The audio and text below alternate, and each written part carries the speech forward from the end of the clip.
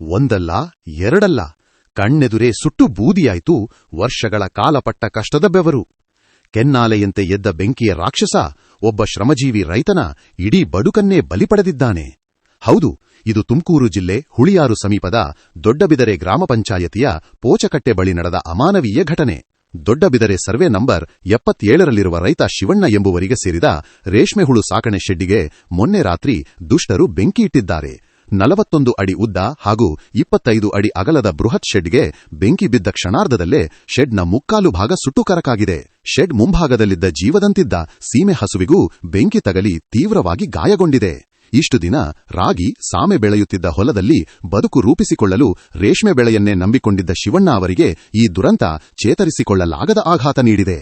ಕಳೆದ ತಿಂಗಳಷ್ಟೇ 5 ಲಕ್ಷ ರೂಪಾಯಿ ಮೌಲ್ಯದ ರೇಷ್ಮೆ ಮಾರಾಟ ಮಾಡಿದ್ದ ಇವರು ಮುಂಬರುವ 21ನೇ ತಾರೀಕಿಗೆ ಹೊಸ ರೇಷ್ಮೆ ಮುಟ್ಟೆ ತರಲು ಸಿದ್ಧತೆ ನಡೆಸಿದ್ದರು. ಆದರೆ ದುಷ್ಕರ್ಮಿಗಳ ವಿಕೃತಿಗೆ ಶೆಡ್ನಲ್ಲಿದ್ದ ಲಕ್ಷಾಂತರ ರೂಪಾಯಿ ಮೌಲ್ಯದ ಚಾಫ್ ಕಟರ್, ಚಿಕ್ಕ ಕಟರ್, ಚಂದ್ರಿಕೆಗಳು, ಹುಳು ಮೇಯಿಸುವ ಸ್ಟ್ಯಾಂಡ್ಗಳು ಹಾಗೂ ಔಷಧಿಗಳು ಸಂಪೂರ್ಣ ಬೂದಿಯಾಗಿವೆ.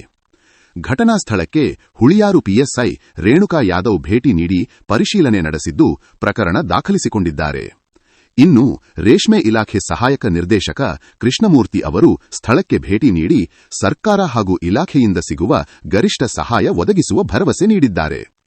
ಶ್ರಮಜೀವಿ ರೈತನ ಹೊಟ್ಟೆಗೆ ಹೊಡೆದ ಈ ಕಿಡಿಗೇಡಿಗಳನ್ನು ತಕ್ಷಣವೇ ಬಂಧಿಸಿ ಶಿಕ್ಷಿಸಬೇಕು ಹಾಗೂ ಸಂಕಷ್ಟದಲ್ಲಿರುವ ಶಿವಣ್ಣ ಕುಟುಂಬಕ್ಕೆ ಸರ್ಕಾರ ಸೂಕ್ತ ಪರಿಹಾರ ನೀಡಬೇಕು ಎನ್ನುವುದೇ ಗ್ರಾಮಸ್ಥರ ಒತ್ತಾಯ. ಕ್ಷಣಕ್ಷಣದ ತಾಜಾ ಸುದ್ದಿಗಳಿಗಾಗಿ ನೋಡ್ತಾ ಇರಿ ಕೆಟಿವಿ, ಸತ್ಯದ ಪರ, ಜನರ ಧ್ವನಿ. ಲೈಕ್ ಮಾಡಿ, ಶೇರ್ ಮಾಡಿ, ಸಬ್ಸ್ಕ್ರೈಬ್ ಆಗೋದನ್ನ ಮರಿಬೇಡಿ.